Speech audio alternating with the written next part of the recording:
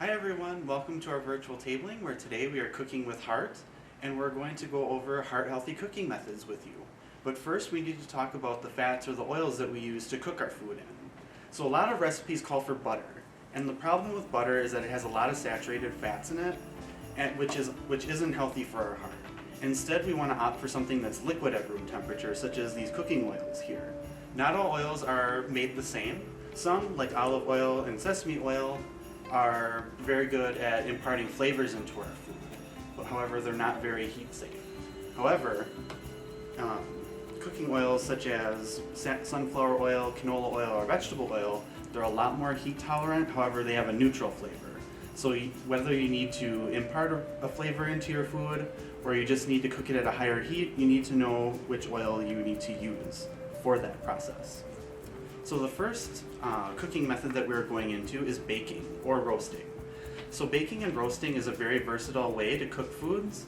It doesn't require a lot of fat to cook, if any at all. However, you can add a little bit to help, again, with flavoring. So adding like an olive oil over your veggies or meats, or helping with browning. So using like a canola oil to help brown the food as it bakes or roasts. So when you're cooking or roasting food, all you really need is a baking sheet, and that's pretty much it. You can just put your food right on the baking sheet. However, aluminum foil and parchment paper can also be a good tool to have.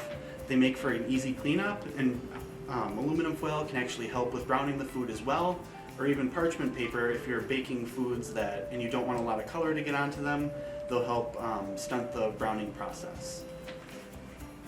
So the next cooking method that I will be talking to you about is steaming. So steaming is kind of what it exactly sounds like. Steaming, you're just using you're just using steam to cook your food. It does require a steaming basket to cook on the stove, which looks just like this. Opens up just kind of like a little flower. And you take your pot, you fill it up with about an inch of water, lay out the steaming basket like so, and then just place the cover on top of the stove, and you're good to go. You just let it cook on the stove for as long as you need your food to steam for. If you don't have access to a steaming basket, or you just don't feel comfortable cooking on the stove, you can use the microwave to steam your food as well. Just take a small bowl such as this, place your food in the bowl like so, add in a couple of tablespoons of water, and then seal it with either a lid or even just with any old piece of paper towel.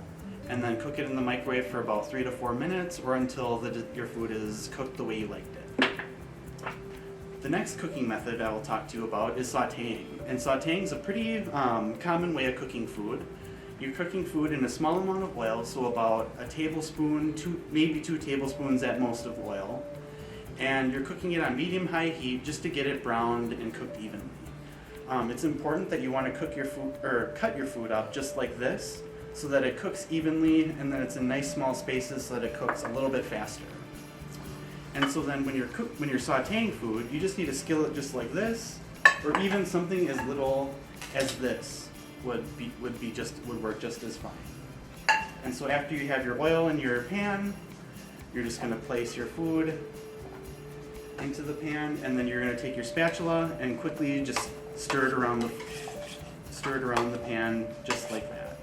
If you want to get a little fancy, you can even just use the flick of the wrist and just let the food kind of jump around in the pan just like that, just to get it coated with oil so that it cooks evenly. So the last cooking method that I will show you is stir frying, which is my personal favorite. So stir frying, generally a stir fry is cooked in a wok. However, you don't necessarily need a wok to be able to stir fry your foods. You can use a pan that you'd use for sauteing, or even a pot such as this. I've seen stir fries cooked in a pot as well. The main difference between stir frying and sauteing though is the high heat. So you want to, if you are stir frying something, you want to just cook it at a higher heat, but you also want to make sure that you grab an oil with a high smoke point, such as canola oil, peanut oil, or even like sunflower oil. And then similar to stir frying, you just put your food in, and then with a couple of tablespoons of oil, you just stir it around with your spatula.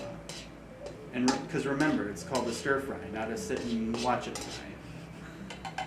Or if you want to get fancy, just with a little flick of the wrist, just toss it gently so you get the oil all covered up with your food. So that is all that I have for you today. Make sure you tune in each week for virtual tablings. We have new videos on Tuesdays as well as videos on Thursdays. And we will see you again next week.